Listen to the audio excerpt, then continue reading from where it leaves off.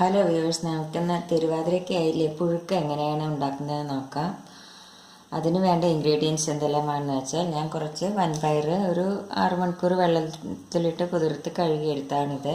ഇതിൻ്റെ കൂടെ വൻപയറിൻ്റെ കൂടെ നമുക്ക് വേണമെങ്കിൽ ചെറുപയർ കൂട്ടാം, കടല കൂട്ടാം, ഒക്കെ കൂട്ടാവുന്നതാണ്. ഞാൻ ഇപ്പോൾ ഇതിൽ വൻപയർ മാത്രമേ എടുത്തിട്ടുള്ളൂ.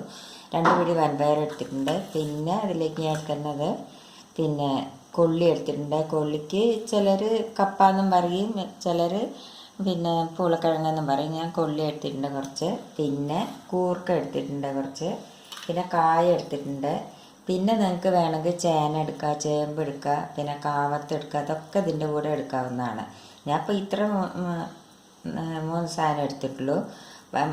ബാക്കി എല്ലാ സാധനവും നിങ്ങൾക്ക് എടുക്കാവുന്നതാണ്. പിന്നെ അതിലേക്ക് വേണ്ടത് നാളികേരം വേണം. നാളികേരം ഒരു 4-5 ടേബിൾ സ്പൂൺ എടുത്തിട്ടുണ്ട്. പിന്നെ മുളക് പൊടി, പിന്നെ കുറച്ച് മാത്രം ജീരകം എടുത്തിട്ടുണ്ട്. പിന്നെ പച്ചമുളക് എടുത്തിട്ടുണ്ട്. ശരിക്കും മുളക് പൊടിയുടെ ആവശ്യമില്ല. ഈ മുളക് എരിവ് കുറവായ കാരണമാണ് ഞാൻ ഈ മുളക് പൊടി എടുത്തത്. ഇത് ഈ പച്ചമുളകിനെക്കാട്ടിലും ചീനി മുളക് എടുക്കുകയാണെങ്കിൽ ഒന്നും കൂടി നല്ല ടേസ്റ്റ് ആയിരിക്കും. പിന്നെ ഉപ്പ് എടുത്തിട്ടുണ്ട്, മഞ്ഞൾപ്പൊടി എടുത്തിട്ടുണ്ട്. അപ്പം ഈ നാളികേരവും പച്ചമുളകും ജീരകവും മുളക് പൊടി നമുക്കൊന്ന് ചതച്ചെടുക്കാനുള്ളതാണ്. അപ്പോൾ നമ്മുടെ പാലക്കാട് സൈഡിൽ ഈ പുഴുക്ക് വയ്ക്കുകയാണെങ്കിൽ ഈ നാളികേരം ചീനിമുളകും കൂടിയിട്ട് നമ്മളങ്ങോട്ട് അതിൽ ചീനിമുളക് അരിഞ്ഞിടും, ഈ നാളികേരം അങ്ങനെ ഇടുകയേ ചെയ്യുള്ളൂ. ഇതിപ്പോൾ നമ്മൾ ഈ തൃശ്ശൂർ സ്റ്റൈലാകുമ്പോൾ ഇതൊന്ന് ചതച്ചെടുക്കും.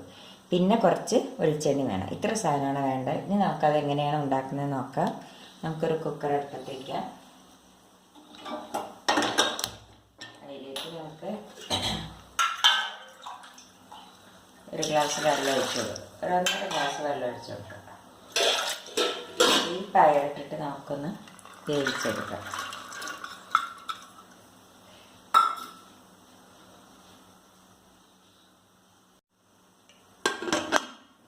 ഇനി ഇതൊരു 2 വിസിൽ വരട്ടെ. അപ്പോഴേക്കും നമുക്ക് ഈ നാളികേരം പച്ചമുളകും ജീരകവും മുളക് പൊടിയും ഒന്ന് ചതച്ചെടുക്കാം. അപ്പോൾ 2 വിസിൽ വന്ന് നമുക്കിനി ഇത് വെന്തോന്നൊന്ന് നോക്കാം. പയർ നല്ലപോലെ വെന്തിട്ടുണ്ട്. ഇനി നമുക്കിതിലേക്ക് ഈ കഷ്ണങ്ങൾ ഇട്ട് കൊടുക്കാം. ഇത് വെള്ളത്തിലിട്ട് വെച്ചതായിരിക്കുകയാണ് കഴുകിയിട്ട്.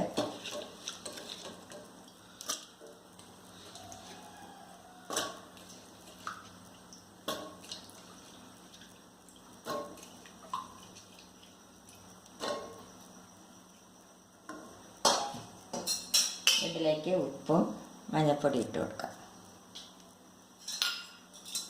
ഇളക്കി. ഇതിൽ വെള്ളമുണ്ട്, ഈ പയർ വെന്ത് വെള്ളമുണ്ട്. അപ്പോൾ നമുക്കിനി വെള്ളം ഒഴിച്ചു കൊടുക്കേണ്ട കാര്യമില്ല.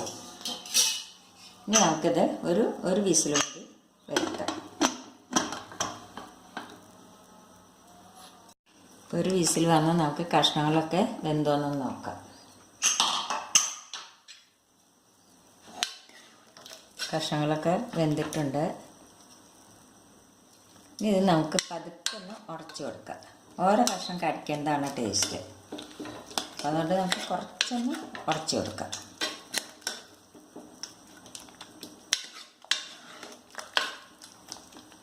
ഇനി ഇതിലേക്ക് നമുക്ക് ഈ നാളികേരം ഇതൊക്കെ കൂടി ചതച്ച് വെച്ചിട്ടില്ലേ, പച്ചമുളക് ജീരകമൊക്കെ കൂടി മുളക് പൊടിയൊക്കെ കൂടി, അത് നമുക്കിതിലേക്ക് ഇട്ട് കൊടുക്കാം.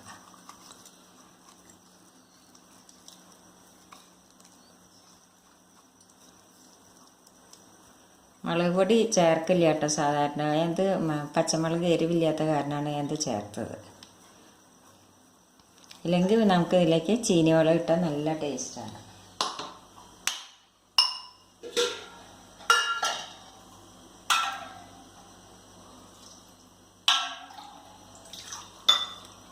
കുറച്ച് വെള്ളം ഒഴിച്ച് കൊടുക്കാം.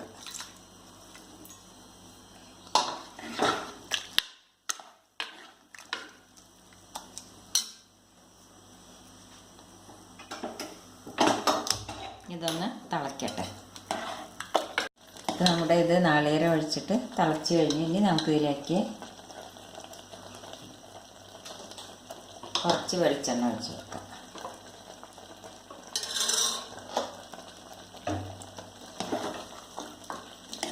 ഇനി നമുക്ക് ഗ്യാസ് ഓഫ് ചെയ്യാം. അപ്പം നമ്മുടെ പുഴുക്ക് റെഡിയായി. ഇത് നമുക്ക് കഞ്ഞിയുടെ കൂടെ എല്ലാം കഴിക്കാൻ നല്ല ടേസ്റ്റാണ്. അപ്പം നിങ്ങളെല്ലാവരും ഇത് ട്രൈ ചെയ്ത് നോക്കുമല്ലോ. ഇഷ്ടപ്പെടുകയാണെങ്കിൽ ലൈക്ക് ചെയ്യാനും ഷെയർ ചെയ്യാനും സബ്സ്ക്രൈബ് ചെയ്യാത്തവർ സബ്സ്ക്രൈബ് ചെയ്യാനും മറക്കരുത്. Thank you.